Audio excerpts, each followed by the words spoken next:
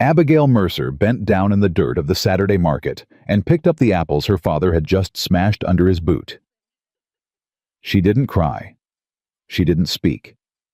She simply gathered every bruised piece with her bare hands while the crowd laughed and the summer sun burned the back of her neck. That image stopped Ethan Caldwell cold at the edge of the road. He was worth more than any man in Clover Creek, and he had never felt so worthless in his life. Subscribe to this channel. Follow this story to the very end and drop the name of your city in the comments. I want to see how far this story travels. The Saturday market in Clover Creek ran from sunup to noon, and by 9 o'clock, the dust was already thick enough to taste. Abigail Mercer had been on her feet since 4 in the morning. She had loaded the wagon herself, carried the apple crates herself, set up the stall herself, arranged the jars of pressed cider in a row, wiped each one with the hem of her apron, and written the prices on a strip of brown paper in handwriting that was careful and even, because that was the kind of woman she was. Careful, even, steady in a way that people confused for stubbornness. She was a large woman. She had always been a large woman. Her arms were strong from years of orchard work, her hands rough and permanently stained with the faint ghost of apple skin. She wore a faded blue dress that had fit her better 2 summers ago, and she wore it anyway because there was no money for another. She knew what people saw when they looked at her.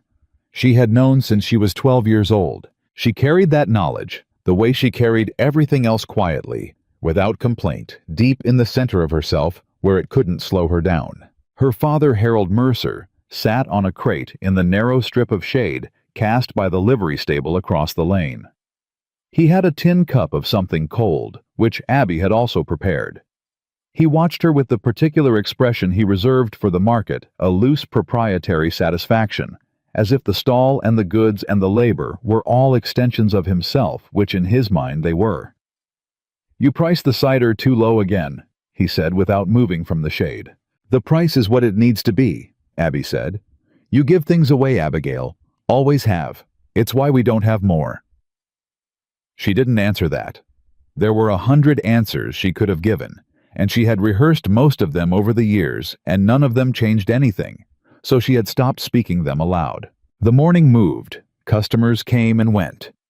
A few women from the church bought preserves and made a point of not making eye contact with Abby, directly speaking to a spot somewhere above her left shoulder. A farmer she didn't know bought 4 jars of cider and paid exactly what was asked without a word. A group of young men walked past, and one of them said something she didn't quite catch, but the others laughed, and she knew what kind of laughter it was. She kept working. Then Gerald Prentice walked up. Gerald Prentice was not a bad man exactly. He was simply the kind of man who needed an audience.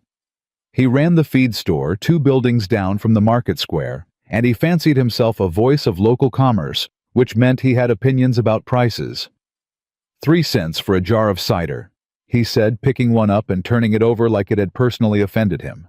"That's steep for Mercer cider." "It's the same price as last month," Abby said. "Same as every other stand. Last month's cider sat on shelves. People have choices, Miss Mercer." "Then they're welcome to make them." Something shifted in Gerald Prentice's face, the small embarrassment of being contradicted by a woman, that particular kind of embarrassment that certain men wore like a wound. "I'm just saying," he continued louder now because there were people nearby and the volume was part of the point, "that maybe you ought to think about what draws customers. Could be the problem ain't the price." He let his eyes move over her slowly. The crowd didn't gasp. They didn't intervene. A few people looked away. A few didn't bother. Abby held his gaze. She didn't flush. She didn't flinch. She set her hands flat on the table in front of her and said in a voice that was completely level, "The cider is 3 cents a jar, Mr. Prentice. Will you be buying?" He set the jar down hard, and that was when Harold Mercer stood up from his crate. Abby heard him before she saw him. The scrape of boots, the particular rhythm of his stride when he'd decided something. She turned, and she saw his face, and she knew immediately that whatever was about to happen was going to be worse than Gerald Prentice. "You're embarrassing this family," Harold said. He wasn't talking to Prentice. "Pa, I told you to hold your tongue with customers. I told you." His voice was low and controlled, which was the version of his anger that Abby feared most. The loud version exhausted itself. The quiet version had staying power. "I was handling it," she said. "You were arguing. In public. Making a scene." He was insulting. Harold's boot came down on the nearest basket of apples. Not a stumble, not an accident. Deliberate. The basket cracked under the pressure. Apples rolled across the ground in every direction, into the dust, under boots, against the wheel of a passing cart. A jar of cider tipped and shattered. The smell of it rose up sharp and sweet and wrong in the heat. Harold straightened, smoothed the front of his shirt. "Clean that up," he said, and walked back to his shade. Abby stood still for 3 seconds. Then she crouched down and started picking up apples, one at a time, with her bare hands, from the dirt. She did not cry. She pressed her mouth into a line and worked. Around her, the market continued. A child pointed and was pulled away by a parent who shushed it. 2 women exchanged a glance over Abby's head, not unkind exactly but helpless, in that way that amounted to the same thing. Gerald Prentice was gone. He had gotten what he came for. Abby gathered the unbroken apples. She picked up the shards of the cider jar carefully because someone else could cut themselves on them. She righted the remaining jars. She wiped the table down with her apron. She did all of it without looking up, which was why she didn't see the man watching her from the edge of the road. Ethan Caldwell was 34 years old and had never in his life done anything he did not choose to do. That was the simple fact of his existence. He had been born into the kind of family where choice was assumed, where the question was never whether you could, but which way you preferred. His father had left him 12,000 acres of the best cattle land in 3 counties, a house that had been built to last a name that opened doors before he reached them. He had grown up knowing that the world arranged itself around men like him. He was not cruel about it. He had some awareness, at least, that the arrangement was not universal. But awareness and understanding are different things, and Ethan Caldwell had never had reason to close that distance. He was in Clover Creek because his foreman had sent word that the fall cattle shipment would route through the Eastern Trade Road, and that road ran within 5 miles of town, and Ethan had decided to check the route himself rather than take someone else's word for it. He was like that. He trusted his own eyes over other people's reports. He had stopped at the edge of the market out of mild curiosity, the noise of it, the color, and he had been about to move on when he saw the man's boot come down on the basket. He went still. He watched the woman crouch in the dirt. He watched the crowd do nothing.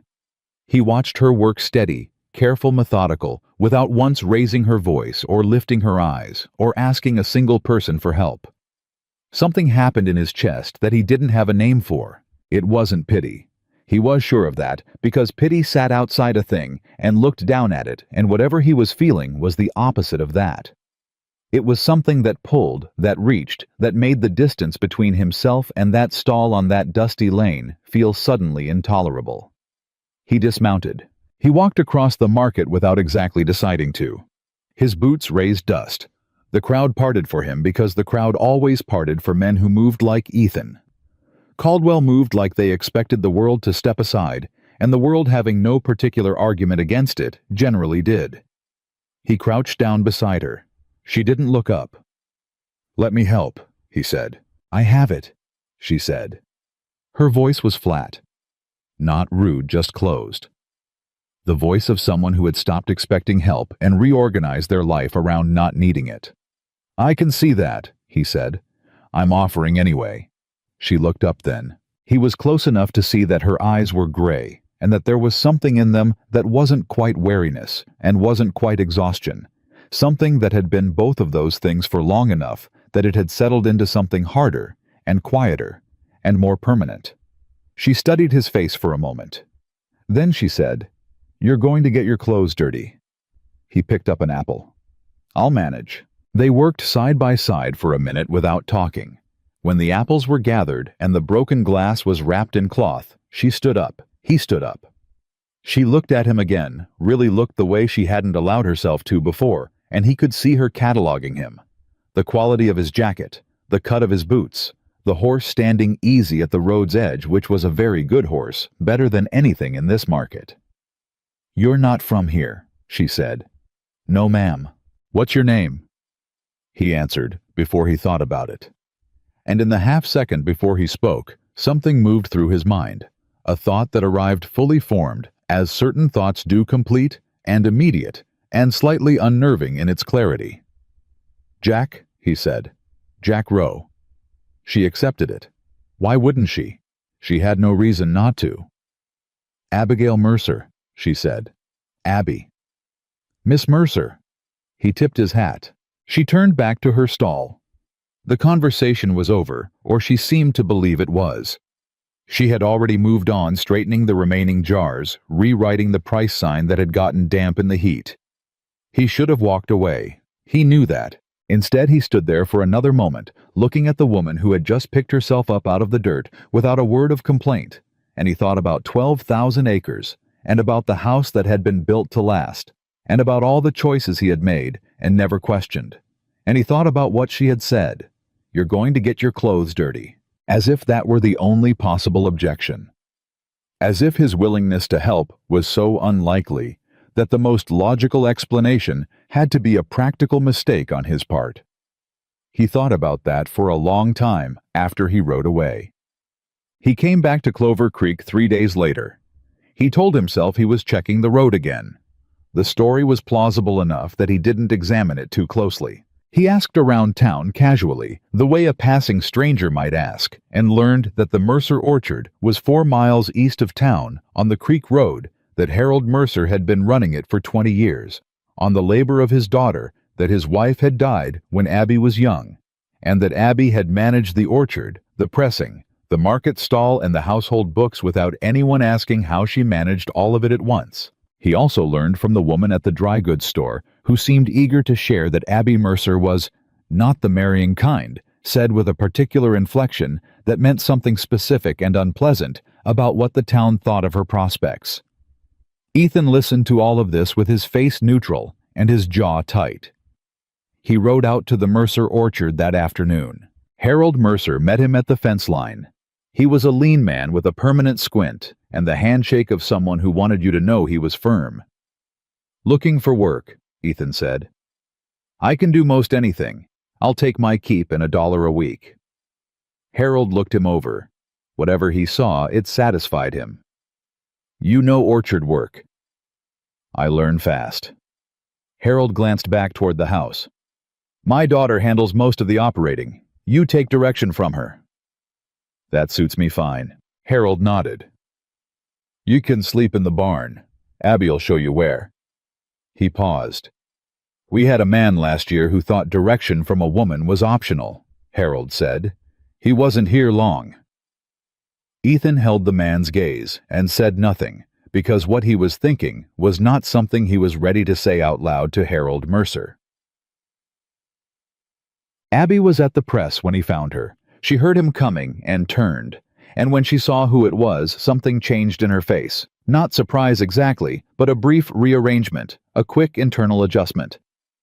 "You're the new hand," she said. "Yes, ma'am." She looked at him steadily. "You helped me at the market." "I did." "Why?" The question was direct and unadorned, and he was not prepared for it.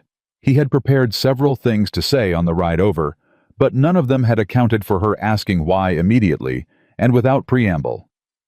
"Because no one else was," he said. She absorbed that, turned back to the press.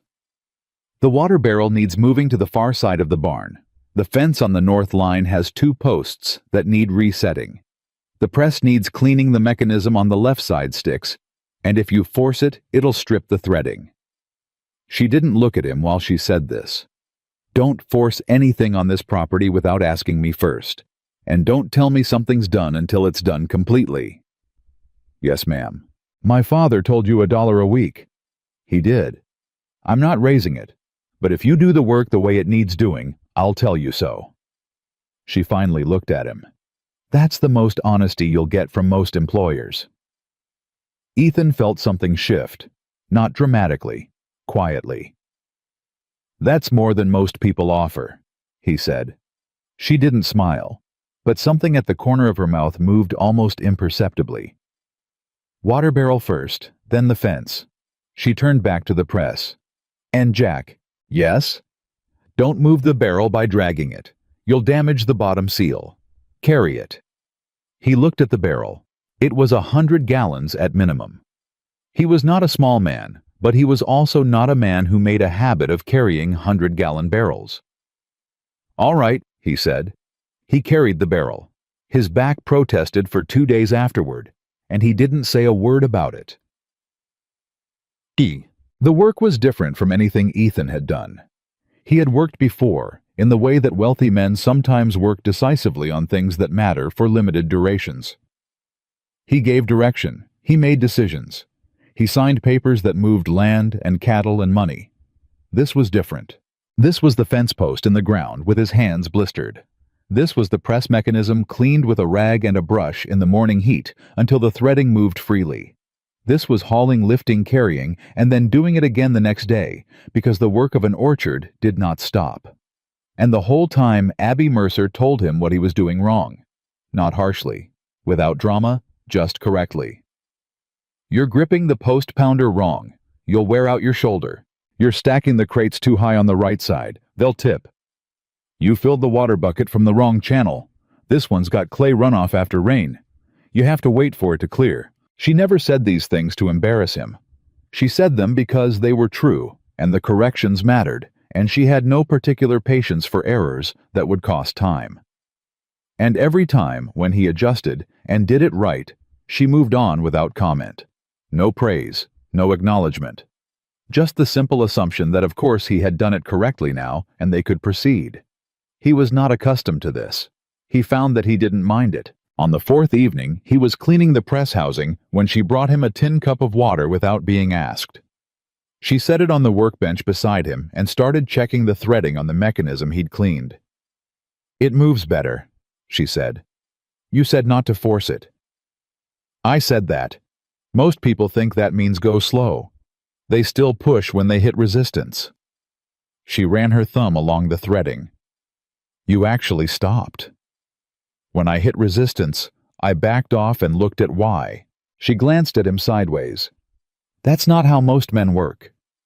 "Maybe most men are in too much of a hurry." She was quiet for a moment. "Where are you from, Jack?"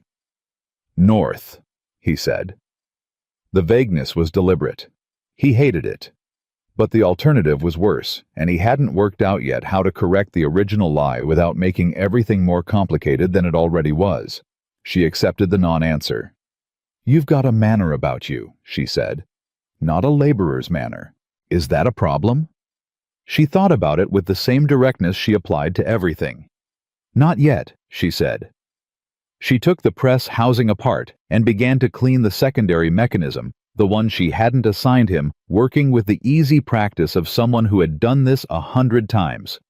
"My father'll tell you I run this place because he lets me," she said without looking up, "in case he hasn't already. He mentioned you handle operations. He takes the money to town. I run everything that makes the money." She set a part down and picked up another. "That's just the arrangement. Has been since my mother died. I don't say it to complain. I say it so you know how this orchard works." Ethan watched her hands move. Certain precise practiced. "I understand," he said. She looked up at him then, really looked, the kind of looking that was less about seeing and more about determining. "Do you?" she said. He held her gaze. "I'm starting to." She nodded slowly and returned to the mechanism and didn't say anything else, but she also didn't move away. And they worked side by side in the cooling evening without speaking, and it was the most honest conversation Ethan Caldwell had had in years. Outside, a mockingbird was going through its catalog of borrowed songs. The smell of the apple trees came in through the open barn door, sweet and warm. Ethan thought about the woman standing beside him, her hands dark with grease and apple press oil, explaining to him for the 4th time in 4 days exactly how something worked. Not asking for his admiration, not angling for his approval, just talking about the machinery of her own life, with the calm certainty of someone who had built it herself. He thought about the market, the basket, the apples in the dust. He thought about the name he had given her, and for the first time since he'd arrived, Ethan Caldwell felt the particular clean discomfort of a man who is not yet who he needs to be. The fifth morning changed things. Not in any way Ethan could have predicted. Not in any way that announced itself. It happened the way most real things happen, quietly, without ceremony, in the middle of ordinary work. He had been at the Mercer orchard long enough that the blisters on his palms had hardened into calluses. Long enough that he knew which floorboard in the barn creaked at 4 a.m. when Abby got up to check the water lines before anyone else was awake. Long enough that Harold Mercer had stopped watching him with the sharp proprietary attention of a man assessing new equipment and had started simply ignoring him, which was how Harold Mercer treated everything he had decided was useful and therefore beneath further consideration. Ethan had made peace with being beneath further consideration. It was, in its way, a relief. What he had not made peace with was the lying. He woke up every morning in the barn with his real name sitting in his chest like a stone. And he went through the day as Jack Rowe, and at night he lay on the cot in the corner and ran the same argument with himself that he'd been running since the market. The argument went, he needed to know something true. He couldn't know something true as Ethan Caldwell, because Ethan Caldwell's name changed how people stood, how they spoke, what they offered, what they withheld. As Jack Rowe, he was seeing something real. The work was real. The people were real. Abby was real. The argument was sound. He knew it was sound. He had constructed it carefully. He also knew increasingly that it was the kind of argument a man builds when he has already done the thing he's justifying and is now simply trying to live with it. He got up at 4:15 and went to check the water lines because Abby had been doing it alone every morning, and there was no reason she should. She was already there. She heard him coming and didn't turn around. "You don't have to do that," she said. "I know. I've been doing it alone for 6 years. I know that too." She turned around then. In the early dark, her face was unreadable, which he was starting to suspect was less a product of the light and more a product of deliberate practice. The expression of a woman who had learned that readable faces gave people things to use. "Why are you up at 4 a.m, Jack?" "Same reason you are. I have a reason. I own this work.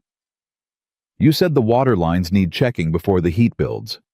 If the eastern channel gets blocked by debris, the whole north row loses pressure before noon, and the fruit runs small." He paused. "I remember what you tell me." Something moved across her face, brief. "Most people don't. Most people aren't paying attention." She looked at him for a long moment. Then she turned back to the channel and pulled a mat of leaves from the intake screen.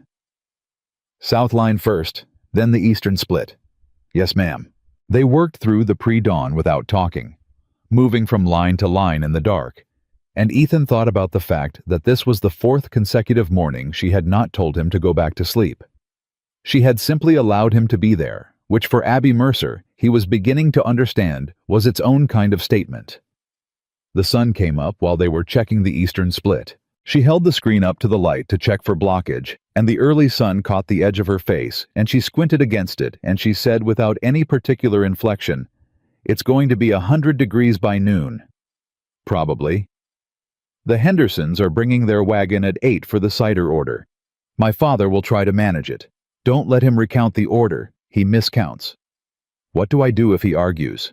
"Tell him I already verified it. He won't push back in front of customers." She handed him the screen. "He doesn't like looking wrong in public." Ethan held the screen and thought about Harold Mercer smashing the basket at the market and then smoothing the front of his shirt, and he thought that Harold Mercer's relationship with public appearance was considerably more complicated than Abby was making it sound. But he didn't say that. He said, "I'll handle it." She nodded and started walking back toward the barn. Then she stopped. "Why did you really come here, Jack?" He kept his face level. "I told you. Looking for work. Men looking for work go to the livery or the cattle operations north of town. Nobody thinks to come to a fruit orchard on a creek road unless someone told them about it." She watched him. "Did someone tell you about it?" "I asked around," he said carefully. "Who did you ask?" "Woman at the dry goods store." Abby was quiet for a moment. "That would be Mrs. Halsey." Another pause. "What exactly did she tell you?" He understood suddenly what she was actually asking. Not the mechanics of how he'd found the orchard, but what he'd been told about the woman who ran it. What version of Abby Mercer Mrs. Halsey had offered up to a passing stranger with idle curiosity. "She told me the orchard was east of town, and $1 a week was fair pay for the work," he said. It was not entirely untrue. Abby looked at him for a long moment. He had the uncomfortable feeling she knew exactly what he was leaving out. "All right," she said, and walked on.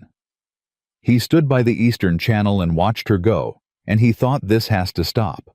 Not the work, not being here, but the particular shape of the lie, which was getting more structural by the day, more load-bearing, harder to remove without bringing other things down with it. He thought about it all morning, which meant he was still thinking about it when the Henderson wagon arrived at 8, and Harold tried to recount the order, and Ethan said quietly and firmly, "Miss Mercer already verified the count.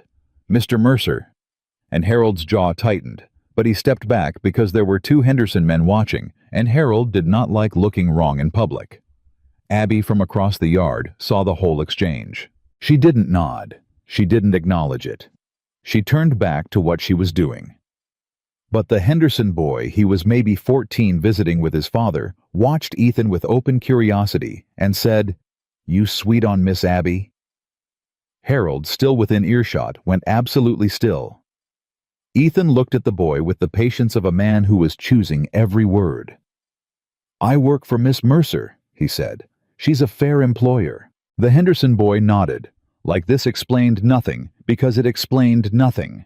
The Henderson father clapped his son on the shoulder and moved him along, and Harold watched Ethan for a moment with an expression that was harder to read than usual, and then walked away. That night at supper, Harold eating at the table, Abby serving, and then eating standing at the counter, as was apparently the arrangement which Ethan had noticed and said nothing about, because he understood by now that commenting on arrangements he had no power to change would only cost Abby something. Harold set down his fork and said, "The Henderson boy was running his mouth." "Boys do that," Abby said. "I don't want talk." "There's nothing to talk about." Harold looked at her. "You sure about that?"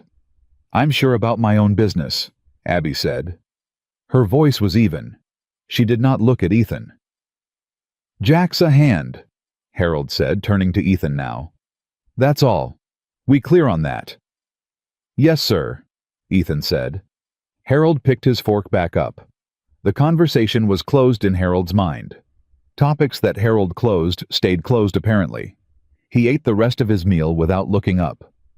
Abby finished at the counter and took her plate outside. Ethan helped himself to the last of the coffee, took 2 cups outside, and found her sitting on the fence at the edge of the north orchard, not eating, just holding her plate and looking at the apple trees in the last light. He handed her the cup without speaking. She took it. They sat on the fence for a while. The trees were heavy with summer fruit. Every branch was bending. "He does that sometimes," she said. "Mark's territory." "I noticed." "It's not about you specifically." "I know." She turned her head and looked at him sideways. "You're not bothered?" "By a man telling me you're off limits." He paused. "He's got the order of things wrong. That's not a conversation he gets to have." Abby was very still. "Most men," she said slowly, "would have just said yes, sir, and moved on." "I said yes, sir." "You meant something different." "Yes," he said. "I did." She turned back to the trees. He could not see her expression. When she finally spoke, her voice was careful in a way that it usually wasn't, measuring something. "Jack, I'm going to say something and I want you to just let me finish." "All right. I'm 31 years old. I have run this orchard since I was 17. I know what people see when they look at me, and I know what they decide, and I have stopped being surprised by any of it." She set her plate on the fence post. "I'm not looking for anything. I'm not waiting for anything. I wake up every morning at 4 and I do the work, and I go to sleep and I do it again. That is my life, and I am not complaining about it." She paused. What I am saying is, don't do something kind for me and then look for a reaction. I've had enough of that to last me. Ethan took a breath. When have I looked for a reaction? You haven't, yet. Then why are you warning me? She was quiet for a moment. Because you're going to. He turned to look at her. She was staring at the trees. Her hands were wrapped around the coffee cup, and her shoulders were absolutely still, the stillness of someone bracing for something they've already decided is coming. Abby, he said. She didn't move. I'm not here to practice being kind, he said. And I'm not looking for a reaction from you. I'm looking at you because you're worth looking at, and not enough people have bothered to notice that, and it makes me... He stopped, started again. It makes me very tired, actually. The not noticing. A long silence. She looked at him. Her eyes in the evening light were the color of water over stone. You're a strange man, Jack Rowe, she said. Probably. She picked up her plate and got down from the fence. Don't leave the press housing unlatched tonight. We'll have raccoons in the apple drops by morning. And she walked back to the house. He sat on the fence in the near dark and thought, I have to tell her, soon, before this gets any heavier. He didn't. He didn't, because the next morning there was a problem with the eastern irrigation channel, a deeper blockage, silt and root debris, requiring half a day of clearing, and then because Luke Bennett arrived. Luke was the only person in Ethan's life who actually knew where he was. He had told Luke partly because Luke was the only person he trusted not to use the information, and partly because Luke was constitutionally incapable of not finding things funny, and Ethan had needed to tell someone before the weight of it made him humorless. Luke arrived at the Mercer Orchard on a Tuesday morning in the guise of a man who was passing through and had heard there was work. He was lean and dark-haired, with a face that defaulted to amiable and concealed a great deal of sharpness underneath. And he presented himself to Harold Mercer with the particular combination of deference and capability that Harold apparently found irresistible because Harold hired him in 11 minutes. Abby was not present for this. She was at the press. Luke found Ethan behind the barn around noon, and the first thing he said was, "You look like a man who's been doing honest work for the first time in his life." "Shut up," Ethan said. "Your hands." Luke looked at them with theatrical awe. "Ethan, your hands." "I said shut up." Luke dropped the performance. "How bad is it?" Ethan put the wrench down. "Define bad." "Are you actually falling for a woman you've been lying to since the first day you met her?" Ethan said nothing, which was the loudest possible answer. Luke sat on an apple crate. "All right, so bad." "I need you here in case anything..." "In case anything happens, yes, you said. But I've known you for 12 years and you don't bring backup for logistics. You bring backup when you're doing something you know might go wrong and you want someone nearby who can think." He paused. "What's she like?" Ethan thought about the press housing and the water lines and the way she said, "Don't force anything on this property without asking me first." He thought about the fence in the evening. "And I'm not here waiting for anything, and you're going to," and the particular kind of bracing stillness in her shoulders. "She's the most competent person I've ever met," he said. Luke raised an eyebrow. "And she's been told her whole life that she's not worth looking at," Ethan said. "And she's built her entire life around needing that to not be true.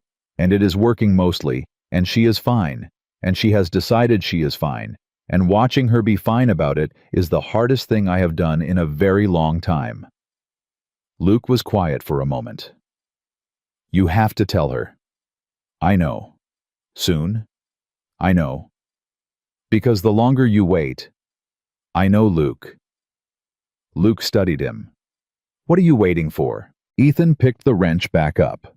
"I'm trying to figure out who I am when I'm here, before I go back to being who she's going to find out I am." A long pause. "That's either the most honest thing you've ever said," Luke said, "or the best excuse you've ever made." Ethan didn't answer because he didn't know which one it was either. Luke stayed. He worked the orchard with the easy adaptability of a man who had done many things in many places and picked up the requirements of each quickly.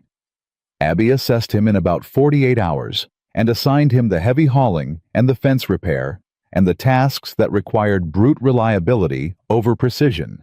because she was, as always, exactly accurate about what she was looking at. She watched the two of them together. Once she didn't say anything, just watched, and Ethan saw her watching and knew she was filing something away.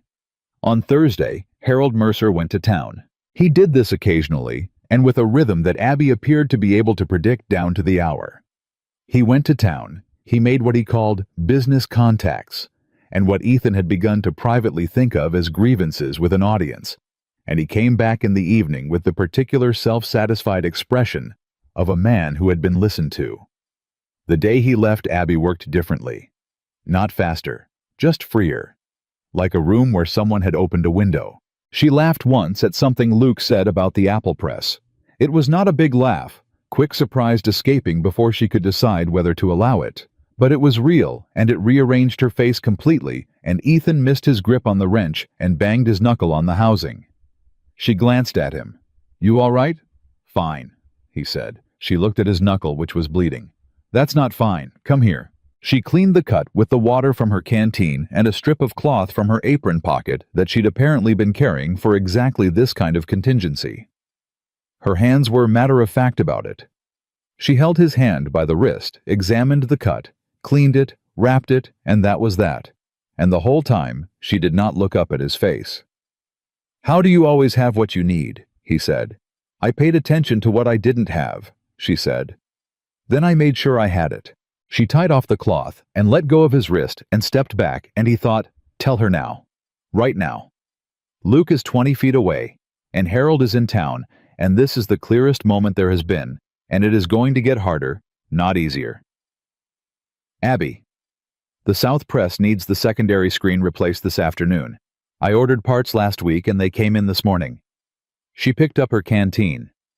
The threading is the same as the main housing. You know how it works. And she walked away to the South Press because Abby Mercer handled difficult moments by moving directly to the next necessary thing, and he understood that about her now, and he also understood that she had just handled him, which meant she had felt something, and decided not to feel it, which meant the moment had been real. He stood in the middle of the orchard with his bandaged hand, and thought about 12,000 acres, and about a name, and about what exactly he was building here, and what it was going to cost to tell the truth.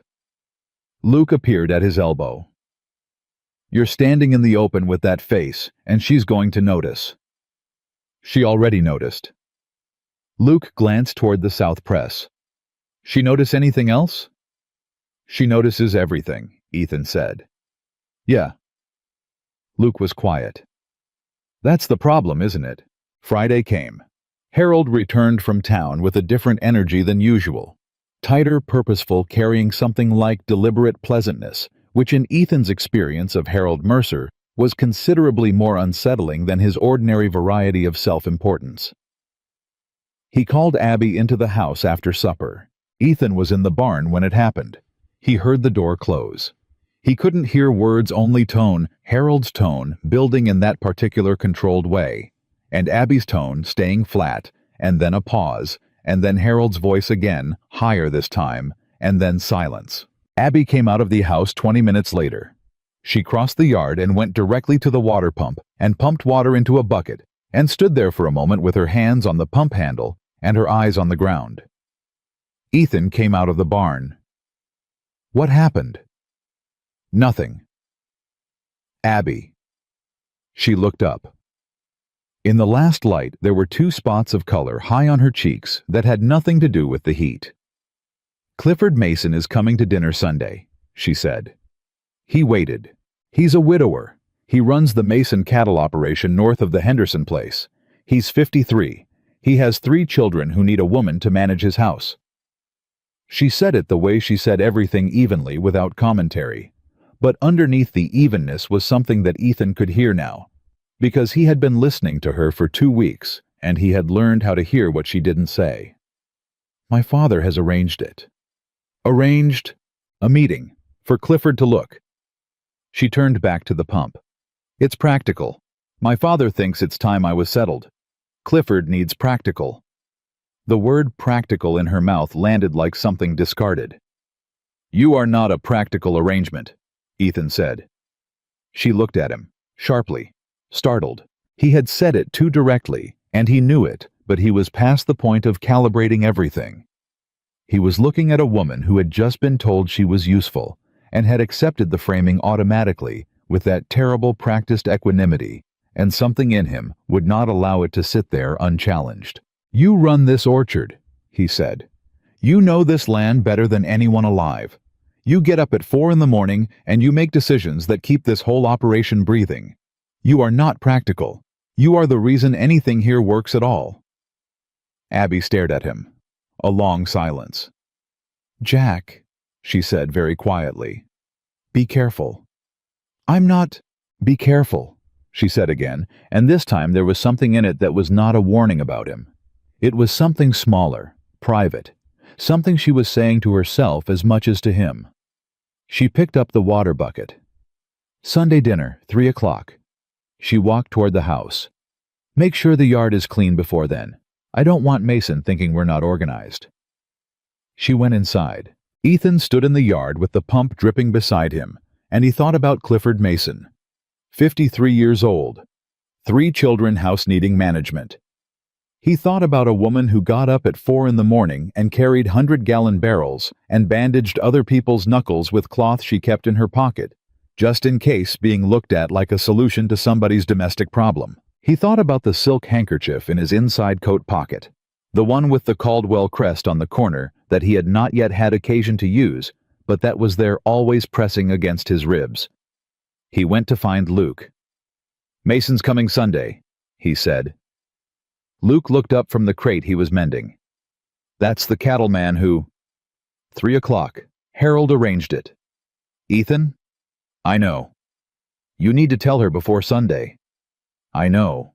Because if she meets Mason and then finds out about you, Luke, the order of it is going to matter to her. You know it will." Ethan pressed the heel of his hand against his sternum, against the place where the handkerchief sat in the pocket. "I know," he said. And for the first time since he had ridden into Clover Creek on a road check that had nothing to do with road checks, Ethan Caldwell was genuinely, completely afraid, not of being caught, not of exposure, not of consequence. Afraid of what she would look like when she understood what he had done. Saturday passed in hard work and careful silence. Sunday morning came up hot, the way all mornings had been coming up, relentless and clear. Abby was in the kitchen before dawn. She did not bring coffee to the fence post. She did not come to the water lines. She was inside, doing whatever she did when she was preparing for something she had not asked for, and was not going to refuse, because that was how Abby Mercer moved through things that were being done to her. She managed them. She organized around them. She made them as efficient as possible, and she did not waste energy on the feeling of them. Ethan cleaned the yard. He cleaned it thoroughly because she had asked him to, and because he could do this one thing correctly, and doing it correctly felt like the closest available approximation of honesty. At 2:30, he was stacking the last of the crates when he heard the wagon on the road. Clifford Mason came into the Mercer yard the way a man comes into a property he has already in his own mind assessed. Not arrogantly, that would have been easier. Just with a quiet proprietary interest. He was a large man, gray at the temples, with the slow certainty of someone who had spent 30 years making decisions and having them stick. He shook Harold's hand. He looked around the yard. He looked at the press, at the crates, at the organized lines of orchard output. And then Abby came out of the house. She had changed into a dress that was newer, pressed a dark green that suited her in a way she probably hadn't thought about. Her hair was pinned back. She was carrying a tray with coffee, because that was what you did, because that was the form of the thing. Clifford Mason looked at her. The look lasted 3 seconds. In those 3 seconds, something was calculated, assessed, and filed. He smiled. "Miss Mercer, your father speaks well of your work here." "Mr. Mason," she said. "Welcome." She poured the coffee. Ethan from across the yard watched the whole thing from behind a stack of crates he was no longer actually organizing. Clifford Mason accepted the coffee and said to no one in particular, but loud enough to carry "fine operation. A woman with head for management." He paused. "That's useful." Abby set the coffee pot down. Her hands were perfectly still. But Ethan knew by now what her stillness meant. He knew the difference between the stillness that was simply her and the stillness that was her deciding very deliberately not to let something show. He set down the crate he was holding, and he walked across the yard. He crossed the yard with no particular hurry, which was the most deliberate thing about it. Harold saw him coming, and his expression tightened. Clifford Mason turned at the sound of boots on packed dirt and looked at Ethan with the mild assessing interest of a man who catalogued other men, automatically size-bearing purpose threat level, and arrived at laborer and moved on. Ethan picked up the coffee pot from the tray. "Refill, Mr. Mason," he said. It was not what Mason expected. The question was too ordinary. It didn't give him anything to push against, and Mason was the kind of man who needed something to push against in order to know where he stood. "I'm fine," Mason said. Ethan set the pot down. He looked at Abby. "The north gate latch is giving again. You want me to reset it before evening?" It was nothing, a work question. But it did what it was designed to do. It put him in the conversation, made him a presence, and gave Abby something to look at that wasn't Clifford Mason calculating her market value. She looked at him steadily. "Yes," she said. "Do that." He nodded and turned to go, and as he did, he heard Mason say to Harold in the comfortable tone of a man speaking to a peer about shared property, "You run a tight outfit. Who's the hand?" "Goes by Jack," Harold said. "Good worker. Doesn't talk much." Mason accepted this. Ethan kept walking. Behind him he heard Mason turn back to Abby and say, "Your father tells me you've been managing the press operation yourself. That's commendable." He didn't hear Abby's answer. He was at the gate by then, crouched over the latch with a tool he didn't actually need, staying close enough to come back if he had to. Luke appeared beside him from nowhere. "How bad?" Mason looked at her like she was a line item. Ethan said, "What are you going to do?" "Nothing yet." "Ethan." "I said nothing yet." He worked the latch mechanism. "She doesn't need me to do anything. She's handling it." "She's handling it," Luke repeated. "She's always handling it. That's the problem." Ethan said nothing because Luke was right, and there was nothing useful to add to it. The dinner went an hour. Ethan did not go back into the yard during it. He stayed at the gate and then moved to the barn and worked on the press housing latch he had already repaired twice because the alternative was standing in the open where his face might give something away. At 4:15, Mason's wagon left. Ethan heard it from the barn and came to the door. Abby was standing in the yard watching the wagon go, her arms folded across her chest. Harold had already gone inside. The yard was empty, except for her and the long evening light and the coffee tray still sitting on the fence post. She stood there for a long moment after the wagon was gone. Then she picked up the tray and walked toward the house, and as she passed the barn door, she said without looking in, "The latch is fine. I checked it yesterday." She knew. Of course she knew. He came to the door. "Abby!" "I don't need managing Jack." "I know." She stopped, turned halfway. "Do you—" Her voice was quiet. Not angry. Something more complicated than angry. Tired in a way that went deeper than the day. "I know," he said again. She looked at him for a moment. Something moved across her face that he was getting better at reading, not what it was exactly, but the shape of it. The shape was something like, "I want to believe you, and I don't know if I should, and I'm very tired of not knowing." "He's going to come back," she said. "My father has decided." "What have you decided?" She looked at him like the question was in a language she had stopped expecting people to speak. "What I've decided doesn't—" She stopped, started again. "It doesn't work that way." "It should." "Jack?" She said his name like a period, like a door closing. "Go fix something that's actually broken." She went inside. He stood in the barn doorway and thought about what it meant that she had stopped herself mid-sentence. "What I've decided doesn't matter, doesn't count, doesn't change anything." He thought about which of those she had meant, and whether the answer was different depending on the day, and whether she even knew any more. That night, he couldn't sleep. He lay on the cot in the corner of the barn and stared at the ceiling, and went through the argument again, the one he'd been running for 2 weeks, the one about knowing something true, and this time the argument fell apart before he got to the end of it. Not because the reasoning was wrong, because he had changed enough in 2 weeks that the reasoning no longer described him accurately. He got up at 2 in the morning and found his jacket and put his hand in the inside pocket and took out the handkerchief. He looked at it for a long time in the dark. The Caldwell crest was embroidered in the corner in dark blue thread.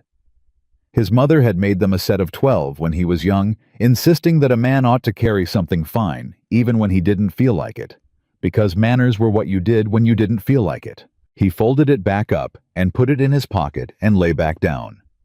In the morning, he was going to tell her. That was the decision. Clean, final, not arguable. Morning.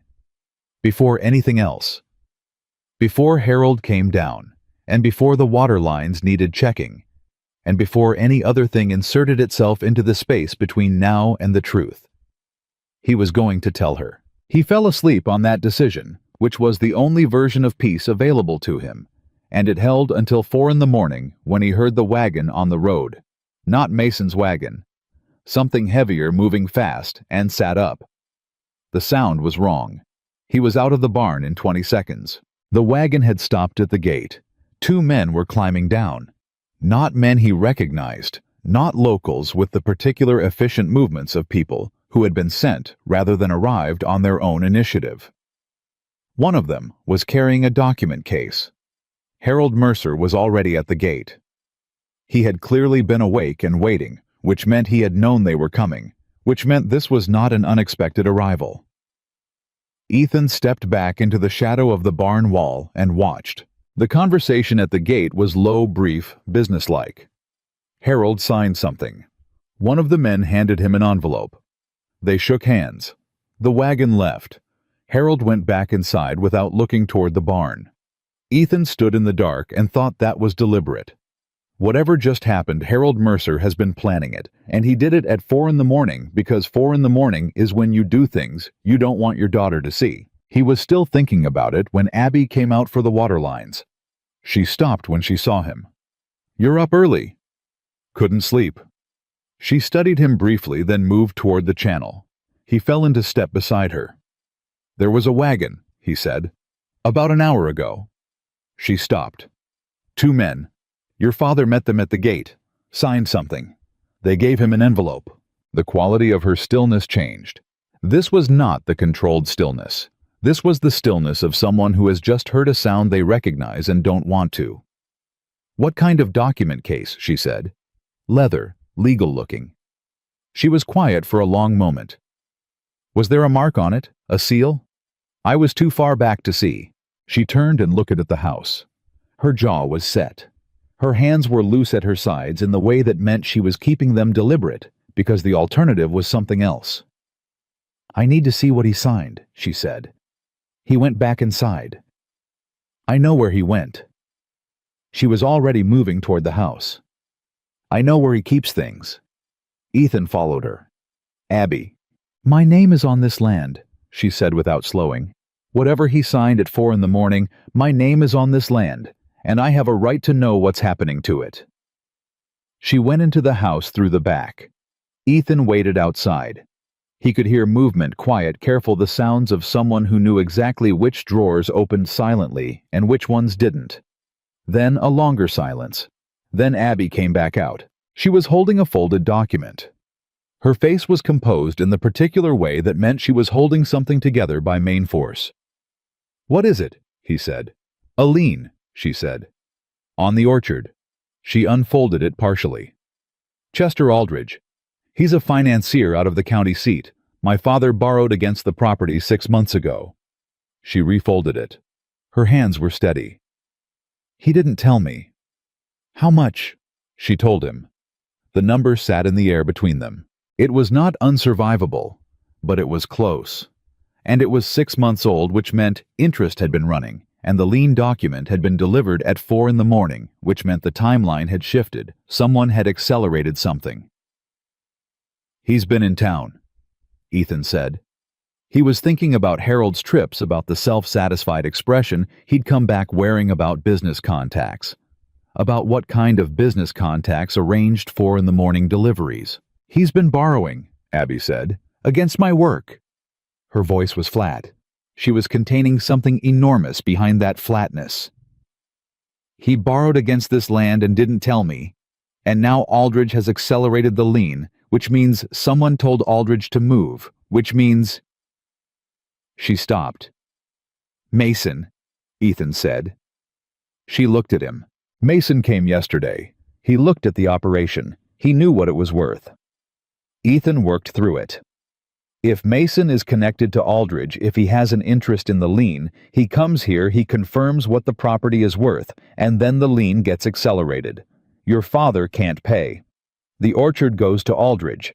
Mason picks it up at a fraction of its value, and your father, yours, gets to tell himself he got a fair deal," Abby said. Her voice was very quiet. "And I get to be the practical arrangement for the man who just bought my home." Silence. The thing Ethan had been containing since the moment the wagon arrived cracked open. He reached into his jacket pocket. "Abby," he said, "I have to tell you something." She looked at him, really looked the way she had that first morning at the fence, that thorough assessing look, the one that saw what was actually there, rather than what was presented. He took the handkerchief out of his pocket. He held it out. She looked at it. At the embroidered crest in the corner. She didn't touch it. She looked at it for a long time. Then she looked at him. "Jack Rowe," she said. "No," he said. A silence that was the loudest thing he'd ever been inside. "Ethan Caldwell," he said. "My family runs 12,000 acres north of Colton. I came to Clover Creek to check a trade route. I saw you at the market. He stopped. Started again. "I told you my name was Jack because I wanted to understand something. I wanted to know if—" He stopped again because every version of the next sentence was true, and all of them sounded like exactly what they were. "I wasn't honest with you," he said, "from the first day. And I'm telling you now because I should have told you a week ago, and because what I just heard about the lien means I can help you, and I cannot offer that help as someone I'm not." Abby did not move. Her face went through something he couldn't follow, too fast, too layered, too much of it happening underneath the surface. Then she said, "You tested me." "No. You came here with a false name and watched to see what I was," she said. Her voice was controlled, precise. "You let me correct you on the water lines. You let me tell you about my father. You let me—" She stopped. Something crossed her face. She pressed her mouth shut. "Abby, you let me talk to you like you were someone I could talk to," she said. "And the whole time you were—" She gestured at the handkerchief, at everything it represented. "I was myself," he said. "Everything I said to you was true. Your name was not true. No, it wasn't. Your reason for being here was not true." He couldn't argue that. "No, so you came here," she said, "as a rich man playing poor to see if a woman like me would behave differently if she thought you had nothing." Her voice was still controlled, which was worse than if it hadn't been. "To see if I was worth something if you stripped away all the things that make men decide women are worth something. That's not was I the experiment or the conclusion?" The question hit him like a hand across the face. He had no answer, not a good one. Every honest version of an answer was also a confession, and every confession he had was incomplete, because he still didn't fully understand what had happened to him in the last 2 weeks. Only that it had happened, only that he was standing here in the early morning dark, holding his own name, like it was something he'd just found in the dirt, trying to give it to a woman who had every reason not to take it. "I didn't come here to test you," he said. "I came here because I couldn't stop thinking about a woman who picked herself up out of the dust without asking anyone for help, and I didn't know how to be near that as what I am. Because what I am—" He stopped. "What I am changes things. It always changes things. And I needed to know you before it changed things." Silence. Abby looked at the document in her hand, then at the handkerchief in his, then at the house where Harold Mercer was presumably sleeping, unaware that his daughter now knew what he'd done. "Get off this property," she said. "Abby, take your friend with you." Her voice didn't shake. That was the worst part. Luke, or whatever his name actually is. His name is Luke. That part. I don't care. She stepped back. "I want you off this land before my father wakes up, because if he sees you leave, he's going to want to know why, and I am not ready to have that conversation with him yet, and I need you gone before I have to manage one more thing today. Let me help with the lien." "No. Abby Aldridge is connected to Mason. If you don't move fast." "I said no." Her voice finally cracked on that word just slightly, just at the edge. She pulled it back immediately. "I have been taking care of this land for 14 years. I will take care of this." He took a breath. "All right. Go." "I'm going." He folded the handkerchief. "But I need you to know one thing before I do." She waited. "The lien amount," he said. "I know what it is. I can cover it. Not as a favor, not as anything. Just, it's a number I can cover, and Mason and Aldridge do not get this orchard." She stared at him. "That's not a negotiation," he said. "That's not a condition. I'm telling you it's possible. What you do with that is entirely yours." She didn't say anything. He turned and walked to the barn to get Luke. Luke was awake. He'd heard the wagon too, apparently, and had been lying on his cot in the particular alert stillness of a man waiting to find out if he needed to move. When Ethan came in and said, "We're leaving," Luke was on his feet in 10 seconds. They saddled up without talking. As they rode out through the gate, Ethan looked back once. Abby was standing in the yard. She was holding the lien document in one hand, and his handkerchief he realized only now that she had taken it from him, or he had left it. He couldn't remember in her other hand looking at both of them. She did not look up as he rode out. He turned forward and rode. Luke kept pace beside him, and said nothing for a long time. The road was empty. The morning was coming up hot again, the way it always came up in Clover Creek in summer, relentless and clear. "Well?" Luke said finally. "Don't," Ethan said. "I wasn't going to say anything." "You were going to say I told you so." "I was going to say," Luke said carefully, "that she took the handkerchief." Ethan said nothing. "She could have handed it back," Luke said. "She didn't." The road stretched out ahead of them, empty and long. And behind them, the Mercer orchard sat in the early morning light. The apple trees heavy with summer fruit, every branch bending the press that Ethan had cleaned, and the fence he had reset and the water lines he had helped clear, before sunrise every morning for 2 weeks. 14 years, she had said. She had been running this land for 14 years. And Chester Aldridge and Clifford Mason were going to take it from her in a legal document signed at 4 in the morning by a man who had borrowed against his daughter's life without telling her. Ethan rode another half-mile before he said, "I need to know everything about Aldridge." "Already thinking about it," Luke said. "He accelerated the lien after Mason's visit. That's not coincidence." "No." "Which means Mason came to the orchard to assess not Abby, the property. He came to verify it was worth acquiring." "And Harold," Luke said slowly, "may not know he's been used." Ethan thought about that. About Harold Mercer at the gate at 4 in the morning, signing a document, accepting an envelope, going back inside, with the self-satisfied expression of a man who has completed a transaction. Harold thought he was managing something. Harold always thought he was managing something. Harold borrowed money he couldn't repay, Ethan said. Aldridge accelerated when Mason confirmed the orchard's value. Harold probably thinks he's getting more time to pay. He has no idea the plan was never for him to pay. The plan was for him to default, Luke said. And for Mason to come in and offer Abby a very practical arrangement, Ethan said. "House Children's Security, in exchange for signing over her claim to the property she built." Luke was quiet for a moment. "She's not going to sign." "No, she's not. Which means Aldridge will foreclose. Unless," Ethan said, "someone files a counter-documentation with the county seat before Aldridge moves. And unless someone takes a very close look at when exactly Harold Mercer took out that loan and what he represented about the property's ownership status when he did." Luke looked at him.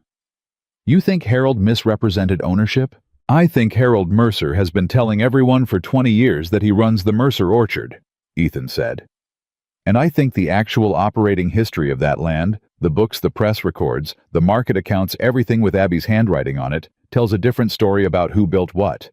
He rode forward. "I need a lawyer," he said. "Today." "There's one in the county seat," Luke said. "Decent man, I know him." "Then we're going to the county seat." "And Abby." Ethan thought about the yard. The document in one hand, the handkerchief in the other. The way she'd said go without her voice shaking until the very last moment of it, and even then she'd pulled it back, because Abby Mercer did not let things show that she hadn't decided to show. "Abby is going to take care of the land," he said. "That's what she does. She takes care of things." He paused. "My job," he said, "is to make sure she has something left to take care of when it's done." They rode on. The sun climbed. The heat built early the way it always did that summer, and the road to the county seat was long and empty and straight, and Ethan Caldwell rode it with his jaw set and his hands steady on the reins, and his real name sitting in his chest. Not like a stone anymore, but like something that had been cleaned off and was finally, for the first time in 2 weeks, being used honestly. Behind him in the Mercer Orchard, a woman who had run 14 years of someone else's neglect on her own 2 hands stood in the morning light and read a document that told her how close she was to losing everything. And in her other hand, she was still holding the handkerchief. She hadn't put it down. The lawyer's name was Robert Hale, and he worked out of a 2-room office above the dry goods store in the county seat, and he had the particular quality of a man who had seen enough bad paperwork to be genuinely angry when he encountered more of it. Luke had known him for 4 years. He introduced Ethan without the Caldwell name, which Ethan noticed and appreciated, because he needed Hale to look at the documents first and form an opinion before the name changed the shape of the room. Hale looked at the lean documentation for 11 minutes without speaking. Then he set it down and said, "When did you get this?" "This morning," Ethan said. "And the original loan was 6 months ago." According to the document. Harold Mercer signed as sole property owner. Hale tapped the line. "Right here. Sole owner. Sole authority." "Is that a problem for Aldridge's claim?" Hale leaned back. "Depends on what the actual ownership record says at the land office. If Harold Mercer is the recorded owner of the Mercer Orchard, then his signature is valid, the lien is valid, and Aldridge can foreclose on whatever schedule he's set." He paused. "But if the land was ever recorded jointly, or if there's any documentation of the daughter's operational claim improvements, she financed contracts, she signed tax payments, she made in her own name, then Harold's representation of sole ownership may constitute fraud on the loan instrument." Ethan looked at Luke. Luke looked back with the expression of a man who was doing arithmetic. "How long to check the land office record?" Ethan said. "I can have it this afternoon," Hale said. "But the operating history, the daughter's financial involvement, that takes documentation. You'd need her account books, her signed contracts, any payment receipts in her name." He paused. "You'd need her." Ethan already knew that. What he didn't know was whether she would let him. He sent a message to the Mercer Orchard through a boy from the livery, not a letter, because a letter took too long and could be intercepted by Harold. A message. 4 words. Hale. County seat. Today. He included the address and nothing else. Then he waited. Hale went to the land office. Luke went to find food. Ethan sat in the 2-room office above the dry goods store and thought about the look on Abby's face when she'd seen the handkerchief, that thorough, terrible rearrangement. And he thought about, was I the experiment or the conclusion? And he thought about the fact that the only honest answer to that question was that she had been neither. That he had arrived at the Mercer orchard looking for something he couldn't name and had found something he hadn't expected, which was a woman who made him feel like the least complete version of himself he'd ever been, not because she diminished him, but because she was so entirely herself that standing next to her revealed every way he wasn't. He had been Ethan Caldwell for 34 years.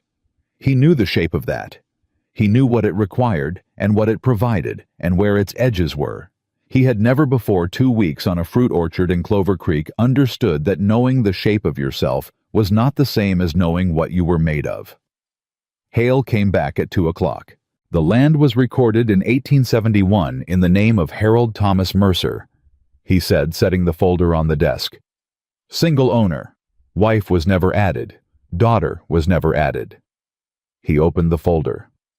However, and this is where it gets interesting, in 1879, Harold Mercer filed an agricultural improvement declaration which was required under the County Development Ordinance at the time.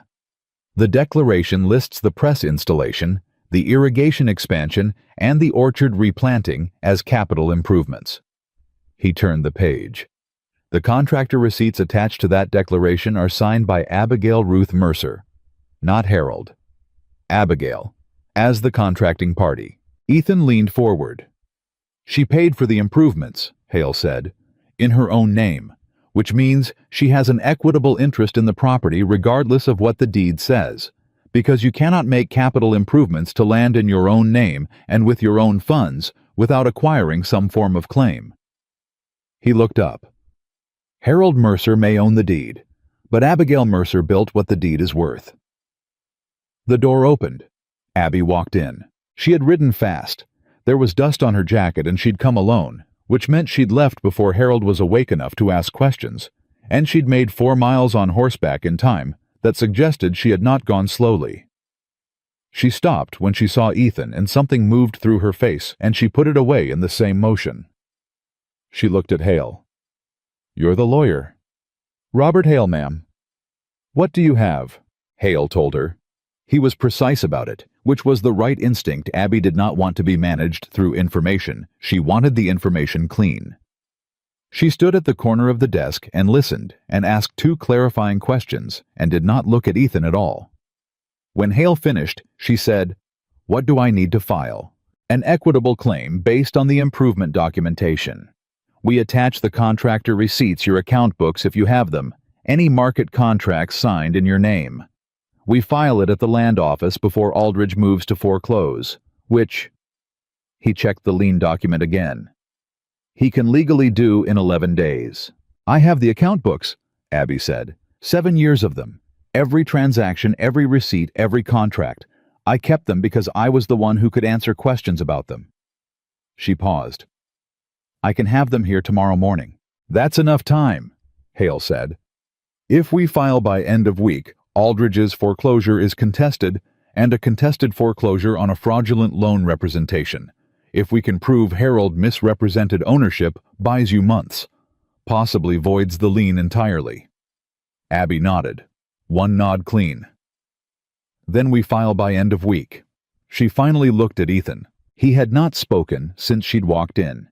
He'd made a deliberate decision about that she didn't need him to manage this, she needed him to not be in the way of it, and he had held to that, and now she was looking at him with an expression that he could not entirely read.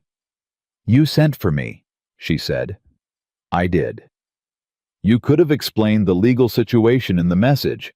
I could have, he said. I wanted you to hear it from Hale, not from me. A pause. Why? Because you had a reason not to trust what I tell you, he said, and Hale doesn't have that problem. She looked at him for a long moment. Then she looked back at Hale. What's your fee? We can discuss. I want to know now. Hale told her. It was fair, not cheap. She nodded again, the same single nod, and said, I'll bring the books tomorrow at 8. She turned to leave. Abby, Ethan said. She stopped. Her back was to him. Mason, he said. He's connected to Aldridge. We think he came to the orchard to assess the property, not for the other thing. Your father doesn't know. Harold thinks he's managing a debt situation. He doesn't understand he's been positioned. A long pause. "I know," she said.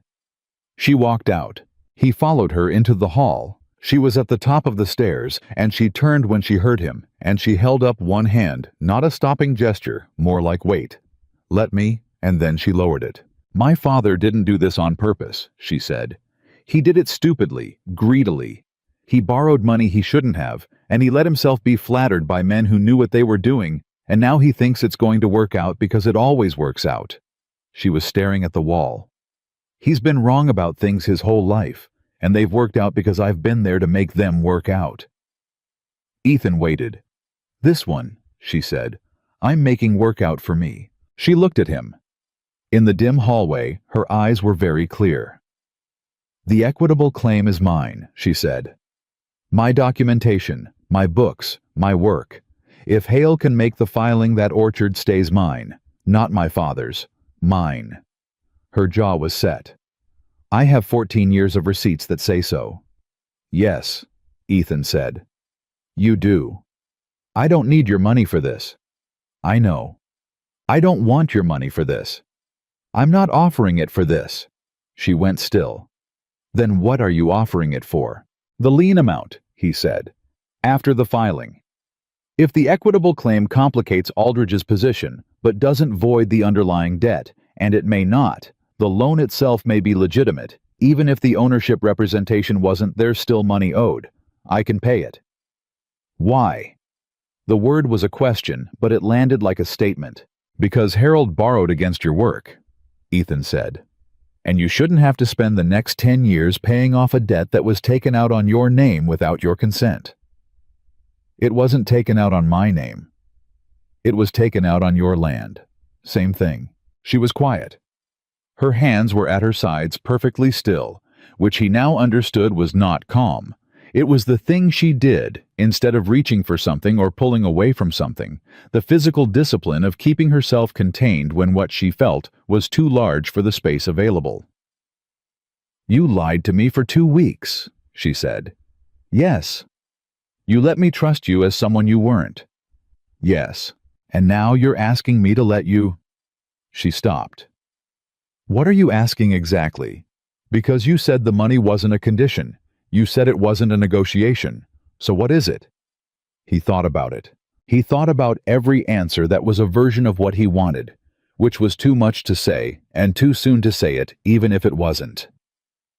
He thought about the fence post at evening, and her hands on the press housing, and the coffee cup she'd brought without being asked, and the way she'd said, "You're going to get your clothes dirty," not as a joke, but as a genuine practical assessment of a situation. As though the only possible thing a wealthy man could want when crouching in the dirt of a market was doing her a favor accidentally. "It's not anything you owe me," he said. "It's something I owe you. For 2 weeks of your time and your trust and the things you told me that you wouldn't have told Ethan Caldwell." He held her gaze. "I can't pay that back. But I can make sure Aldridge doesn't get this orchard, and that's what I'm going to do, and you can be angry at me while I do it." A long silence. "I am angry at you," she said. "I know. I'm not finished being angry at you. I'm not asking you to be." She looked at him, that thorough assessing look, the one that saw what was actually there. He held still under it. He had nothing to hide anymore, and he wasn't going to perform anything for her benefit. He was just going to be what he was and let her see it, because that was the only honest thing available to him now. "Bring the books tomorrow," she said finally. 8 o'clock. She turned for the stairs. "You can be here for that." It wasn't forgiveness. He wasn't asking for forgiveness. But it was a door that hadn't been fully closed, and he was going to be careful with it. He went back to Hale's office and spent the rest of the afternoon going through everything Hale could find on Chester Aldridge. What they found was not surprising exactly, but it was thorough. Aldridge had done this before, not with orchards, but with the same basic structure. He found leveraged property, identified an operational party whose name wasn't on the deed, arranged an accelerated default, and came in with a buyer ready. The buyer was usually someone who wanted the property for reasons adjacent to the stated ones. Mason wanted the northern acreage for cattle expansion almost certainly. The orchard itself was secondary, but the creek rights that came with it were not. The Mercer orchard sat on Clover Creek. Whoever owned the orchard owned the water rights for a quarter-mile of viable grazing land that Mason had been trying to access for 3 years. This was never about Abby, Luke said. It was never about Harold either, Ethan said. It was about the creek. The orchard was the vehicle. And Mason sending himself as the suitor was insurance. If the legal route took time, he wanted a personal route available. Ethan set the papers down. He looked at her like a line item because that's exactly what she was to him. A signature on a deed transfer that he could get one way or another. Luke was quiet for a moment. She's going to want to know this. She already suspects it. Knowing and suspecting are different things. When she knows... Luke paused. She's going to want to go back and understand every moment of that dinner with different eyes. Ethan thought about Abby standing in the yard after Mason left, arms folded, watching the wagon go. The controlled stillness, the way she'd gone to the water pump and stood with her hands on the handle. She had already known on some level. She had known it wasn't about her. She had just been hoping she was wrong. He hoped she had not spent long hoping that. Morning came. Abby arrived at Hale's office at 7:55 with a canvas satchel that held 7 years of account books, each one labeled on the spine in her careful, even handwriting. She set them on Hale's desk and stood back and said, "The 1876 book has water damage on the first 20 pages, but the entries are still legible. The 1879 contractor receipts are in the back pocket of that book specifically because I thought I might need them someday, and I wanted them accessible." Haley looked at the satchel with the expression of a man who had spent his career looking at people's paperwork and had just encountered something unusually well organized. "You kept these in case of a legal dispute." "I kept them," Abby said, "because I kept everything. Because this land was always going to need defending, and I knew the defense would be in the details." She paused. "I just didn't know I'd be defending it from my own father." The room went quiet. She had said it without drama, just fact, just the plain truth of what was happening stated cleanly the way she stated everything. Hale opened the 1879 book and found the contractor receipts and read them for 4 minutes, and then said, "Miss Mercer, these are remarkably clear. The contracting authority is entirely yours. The payment records are consistent. If these hold up to scrutiny, and they will, because the county records will match Harold Mercer misrepresented material ownership facts when he took out this loan. Then file," she said. "I'll have it drafted by this afternoon. You'll need to sign. I'll be here." She turned to go and stopped because Ethan was by the door, and she looked at him with that expression again, the one he couldn't entirely read, the layered one, the one that was several things at once. "The creek rights," she said. He was not surprised she'd gotten there. "Yes. That's what Mason wanted. We believe so. He was never—" She stopped, let out a slow breath. Not surprise. The opposite of surprise, the particular exhale of someone whose worst reading of a situation has just been confirmed. "He sat at my table and drank my coffee and assessed my orchard," she said. "And what he was actually doing was counting water rights." "Yes. And my father—" She stopped again. "My father doesn't know." "We don't think so." "No."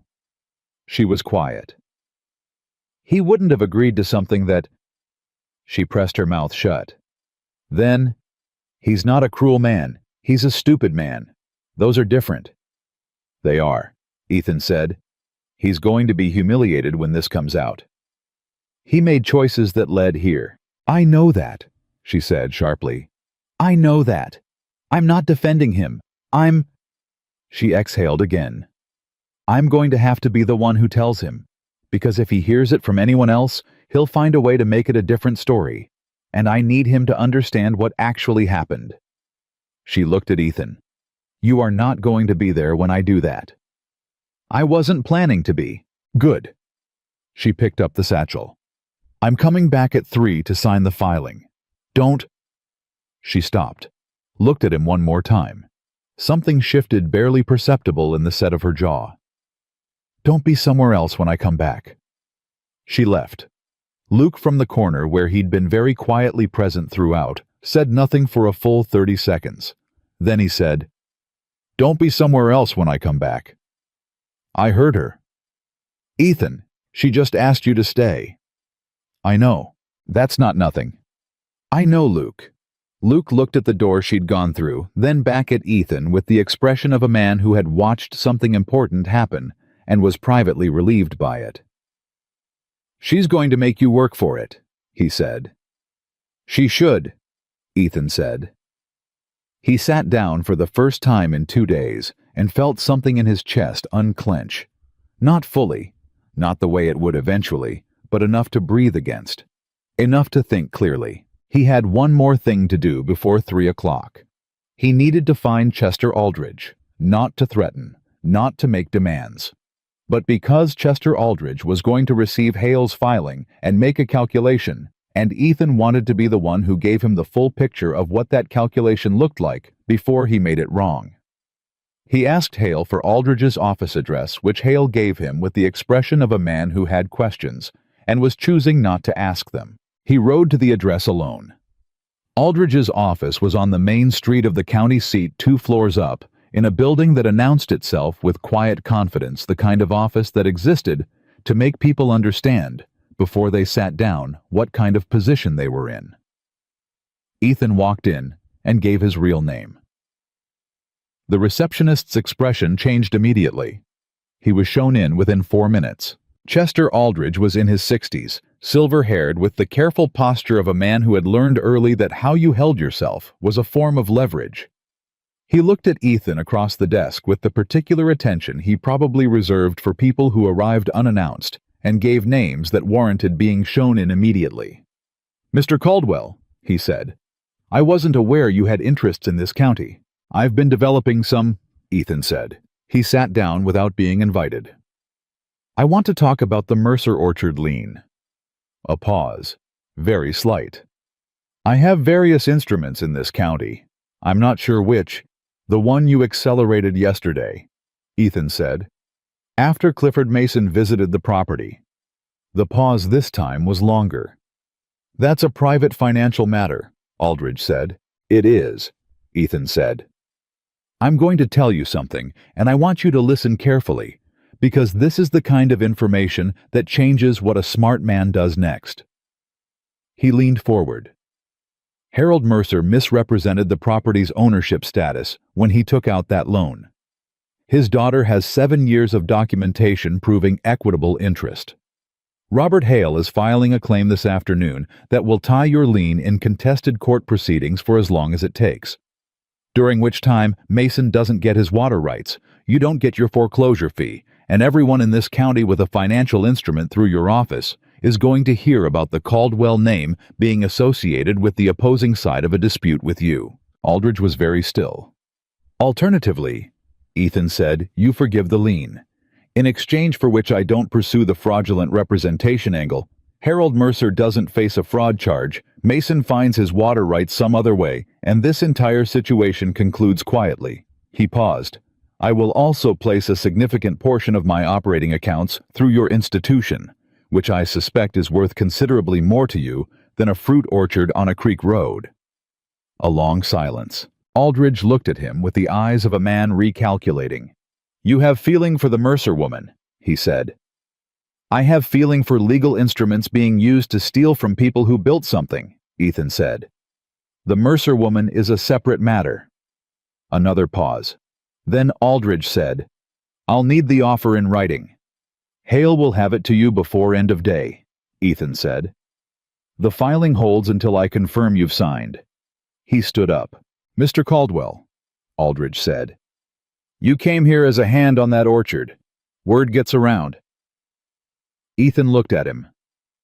"It does," he said. "Word also gets around about what kind of man honors a quiet resolution and what kind doesn't. I'm giving you the opportunity to be the first kind." He left. He rode back to Hale's office and told him what had been offered and what needed to be drafted, And Hale looked at him for a moment, with an expression that was not quite professional neutrality, and said, "She doesn't know you did this." "She knows I was going to try," Ethan said. "She told me not to do it for the wrong reasons." "And what reasons are you doing it for?" Ethan thought about the market, the apples in the dust, the woman who had picked herself up without asking for help, and the man who had watched from the edge of the road and felt the distance between himself and that moment as something intolerable. "The right ones," he said, "I think." At 3 o'clock exactly, Abby walked back through the door. She looked at Ethan first, and something in her face shifted when she found him there. Something small and not quite hidden, and she looked away immediately and said, "Is it ready?" "It's ready," Hale said. She signed. Her handwriting was careful, and even the same as the price sign at the market, the same as 7 years of account books, certain without flourish exactly what it needed to be. When she set the pen down, Ethan said, "I spoke to Aldridge." She looked up. "He may agree to forgive the lien," Ethan said, "in exchange for my accounts going through his institution. It's a business arrangement. Nothing you're obligated to." She stared at him. "You did that without telling me," she said. "I did it this morning, before you signed, so that if you wanted nothing to do with it, the filing still protected you." "You went to Aldridge." "I gave him a reason to choose the smarter option," Ethan said. "Whether he takes it or not, the filing stands. Your claim stands. The orchard is yours regardless." Abby looked at the signed document on Hale's desk, then at Ethan, then at the document again. "You gave him your accounts," she said, "to protect my land." "I gave him a business offer," Ethan said, "which happened to also protect your land." She was quiet for a very long moment. "Ethan," she said. It was the first time she had said his real name. He went very still. She looked at him with that expression, the layered one, and he could see her deciding something.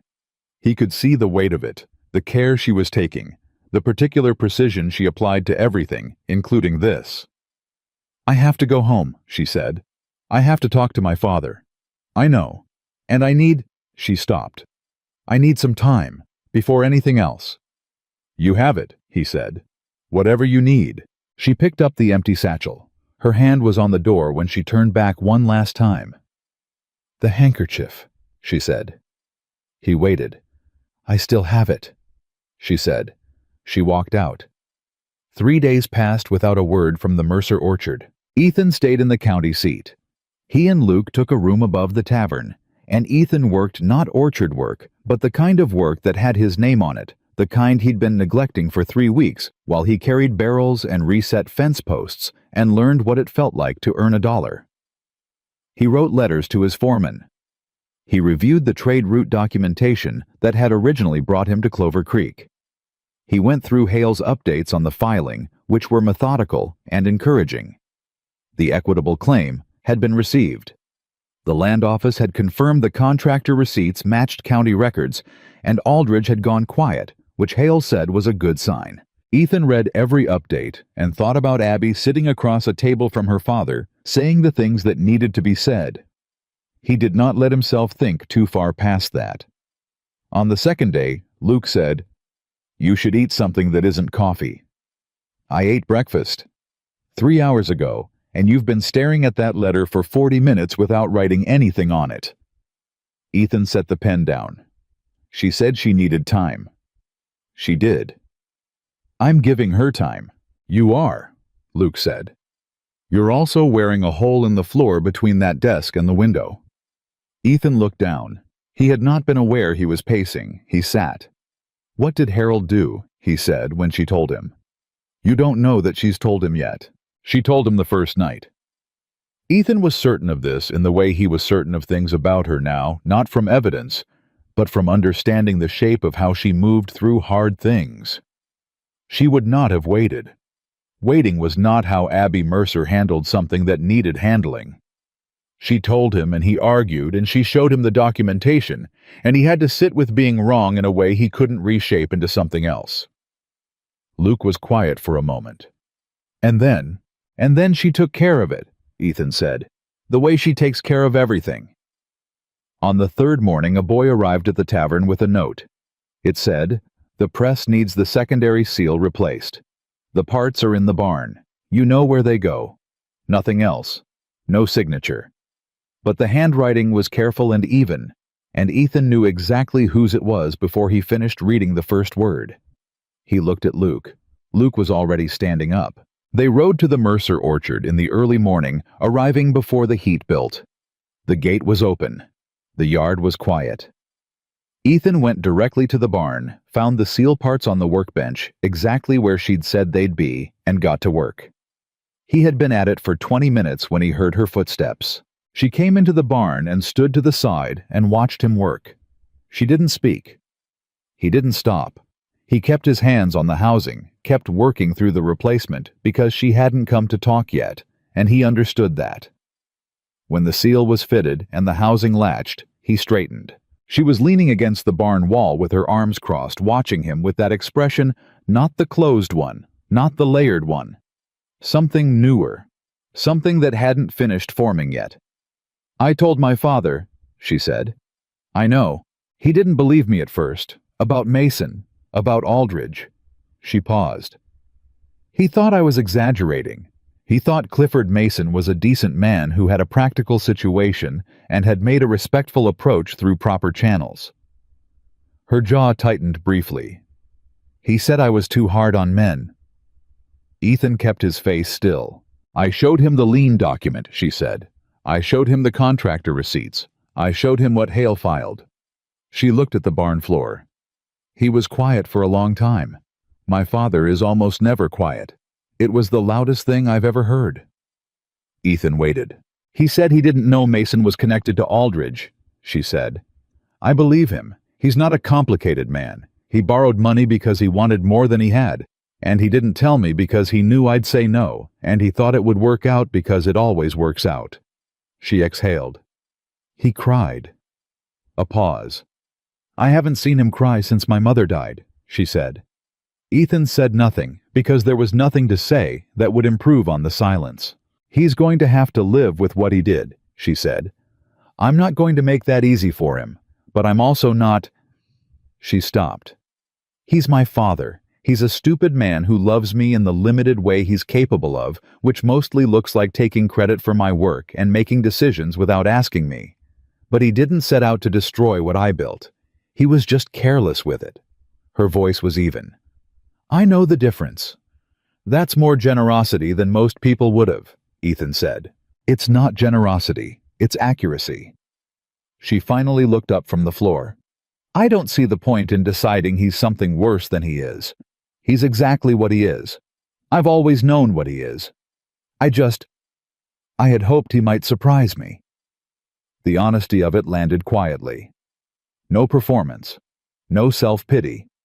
Just the plain truth of a woman who had measured something clearly and found it came up short and was deciding how to live with the measurement. "Did Aldridge sign?" she said. "Hale got confirmation yesterday evening," Ethan said. "The lien is forgiven. Harold owes nothing." She absorbed that. "And Mason?" "He's moved his attention elsewhere. The water rights negotiation is going to take him longer. Now there's another parcel north of Henderson's that he's apparently been looking at. He's not coming back here." She nodded.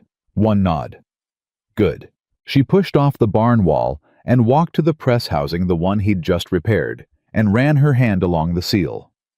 Checking his work, the way she always checked everything, not because she doubted him, but because verification was how she stayed in control of her own operation. He knew that now.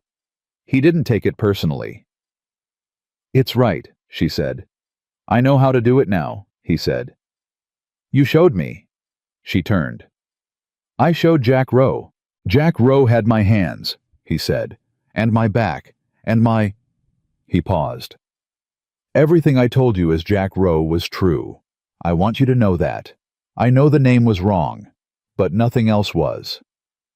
She looked at him steadily. "You told me you were from the north," she said. "I am." "You told me you learned fast." "I do." "You told me you came because you asked around." A pause. "Which was true." Yes. You told me. She stopped, looked at the press, then back at him. You told me that what I decided should matter. That it was a conversation my father didn't get to have. Her voice was quieter. You meant that. I meant every word of it. She was still for a moment. Then she said, I was angrier at you than I've been at anyone in a long time. I know. Angrier than at Aldridge. Angrier than at Mason. I know that too, because Aldridge and Mason were exactly what they appeared to be. They wanted something, and they tried to take it. She met his eyes. You were something I didn't expect. And then you weren't. And I had to. She stopped, pressed her hand flat on the press housing. I had to go back through every conversation and look at it differently. Every morning at the water lines, every evening on the fence. The barn, the seal, the... She stopped again. It's a strange feeling, deciding whether two true things can exist at the same time. What two things? That you lied to me, she said. And that everything you showed me was real. The barn was very quiet. Ethan took one step toward her. Just one, because she was still deciding, and he was not going to rush what she was deciding. Are you still angry? He said. She thought about it with the same directness she brought to everything. Yes, she said. Some. All right.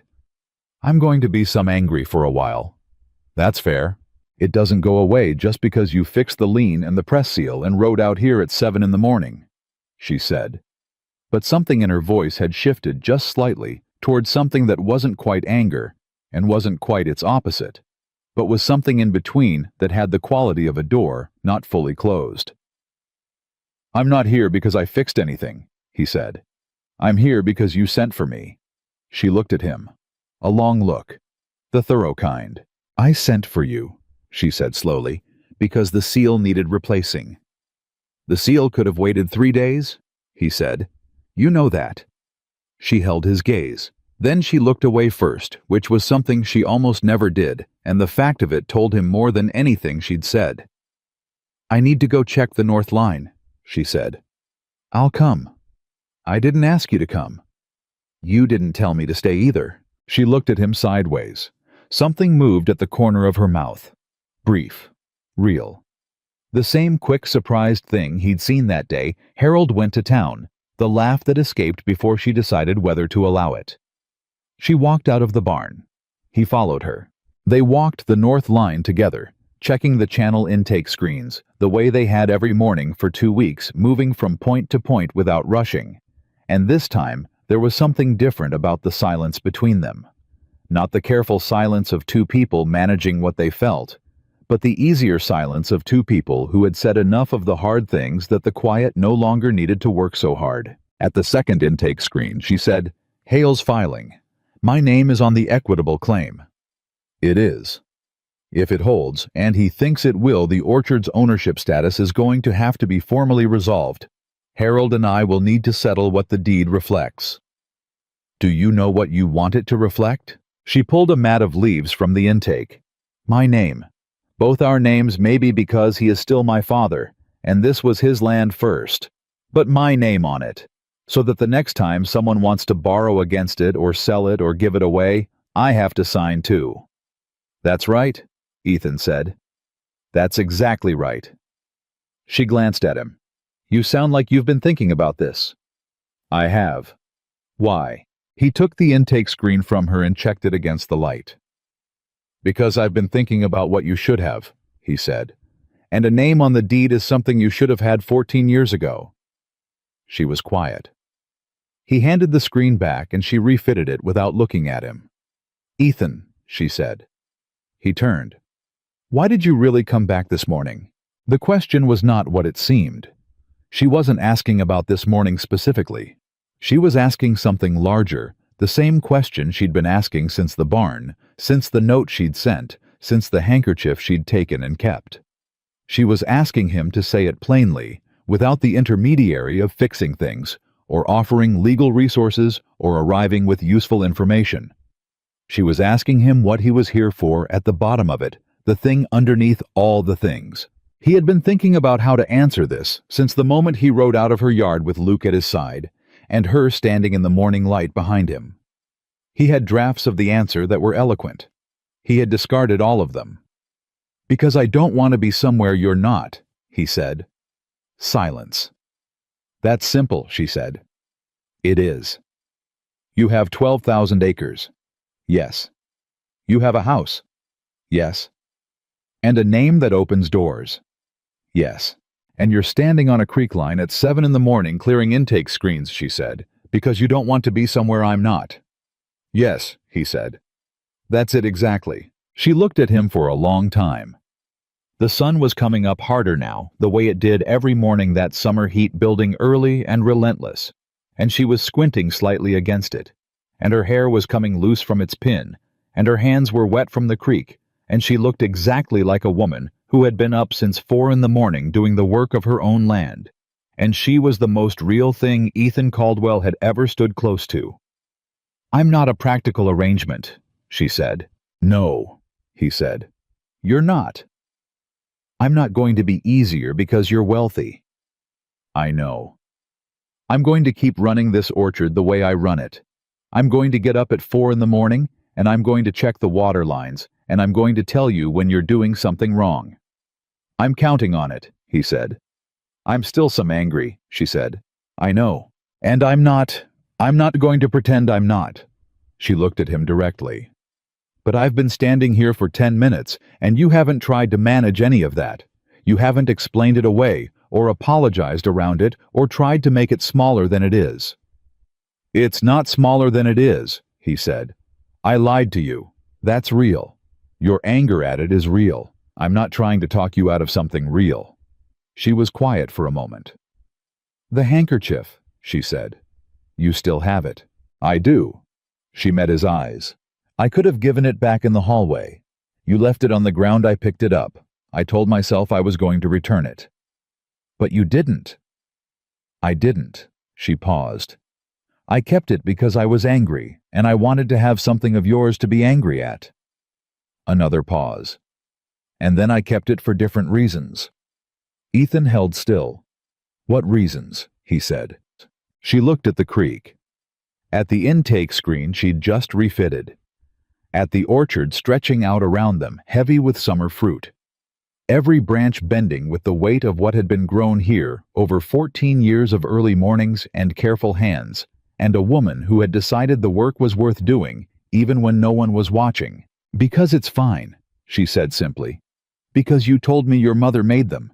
Because you've had it in your pocket every single day. You were here next to your real name, and you were ashamed of both." She looked at him. "I kept it because it was the truest thing about you that I had." Something in his chest broke open quietly. He reached into his jacket pocket. He held out his hand. She looked at what he was holding. Not the handkerchief, she had that. He was holding his hand out, palm up, empty. Just the offer of it. She looked at his hand for a long moment. Then she put hers in it. Her hand was rough and cool from the creek water, and her grip was firm, not tentative, not uncertain, the grip of a woman who made decisions and held to them, who had considered the weight of a thing and chosen to pick it up. They stood on the north line of the Mercer orchard while the summer sun climbed and the creek ran and the apple trees bent with their own fullness, and neither of them said anything because there was nothing left to say that the held hands didn't already say better. After a while, she squeezed his hand once and let go. "The east line needs checking," she said. "I know. And the press needs a full cycle run before noon to check the new seal. I'll do it. After that," she paused, glanced at him sideways. "After that, I think my father would like to know who you actually are. He's been asking." "What have you told him?"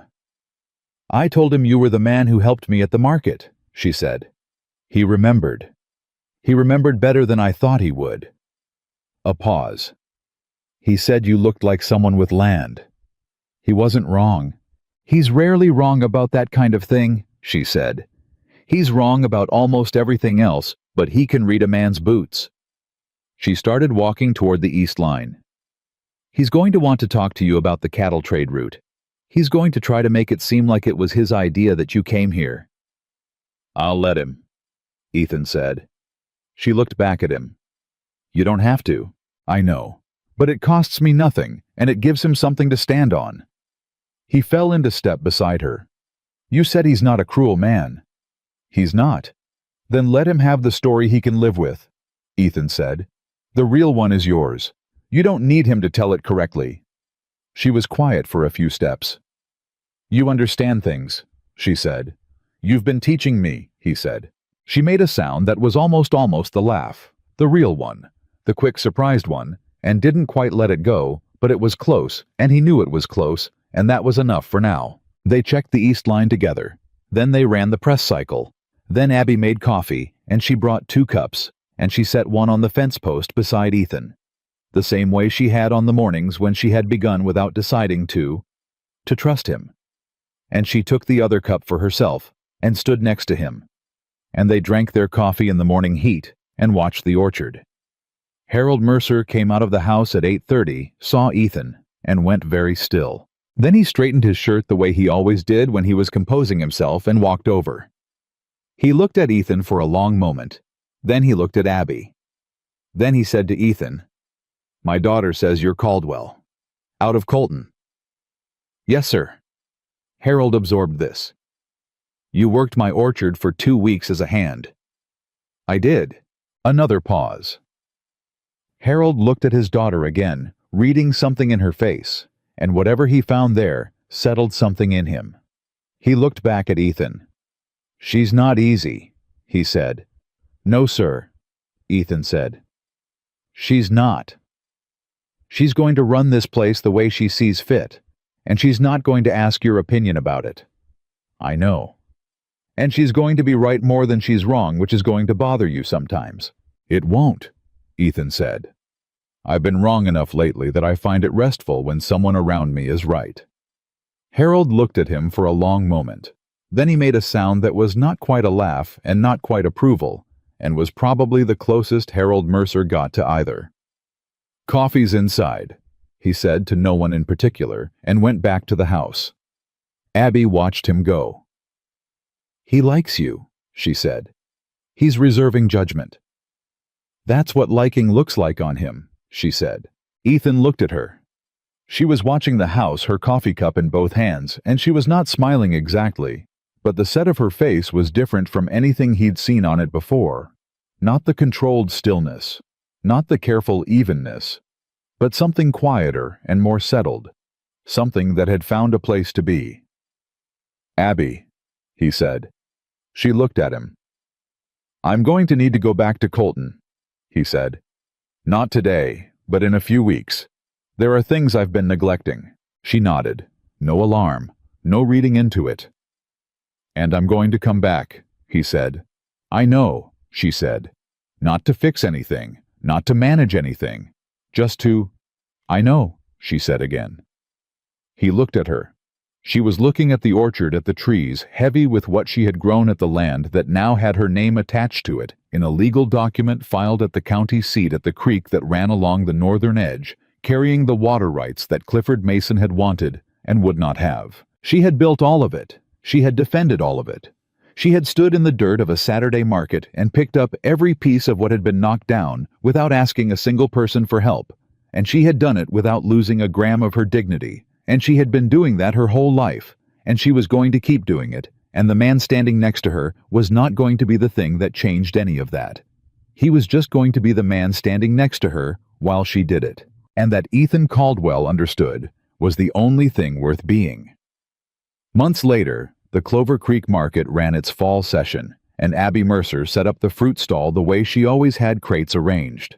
Jars aligned prices written on brown paper in careful, even handwriting. She did it alone because she was capable of it alone and always had been. The difference was that the deed filed at the county land office now carried 2 names on the ownership line, and the second name had been added not by Harold Mercer's signature, but by a legal resolution that recognized 14 years of receipts and contracts and account books kept by a woman who had understood long before anyone else did that the defense of a thing lives in its details. And when a man on a good horse came through the gate at 9 in the morning and dismounted and walked to the stall and picked up an apple from the arrangement without asking, Abby looked at him and said, "You're going to smudge the display." "I know," Ethan Caldwell said. "You always do. You always let me." She took the apple from his hand, replaced it precisely where it had been, and looked at him with that expression, the one that wasn't quite the laugh, but was everything just before it, the one that had taken him 2 weeks to earn the first time, and that he intended to keep earning every morning for as long as she would let him. "The press seal is holding," she said. "Good," he said. "You did that right. You showed me how." She looked at him for a long moment, and what was in her eyes was not the wariness he had first seen there, and not the careful distance, and not the anger, and not even the deciding it was something that had come through all of those things and arrived somewhere on the other side, somewhere clear and steady and certain. The way everything was when Abigail Mercer finally made up her mind. "Yes," she said, "I did." And that was the whole truth of it. Not the richest man in 3 counties choosing the woman no one had chosen, not a rescue, not a transaction, not a test with a conclusion. Just a woman who had built something real, and a man who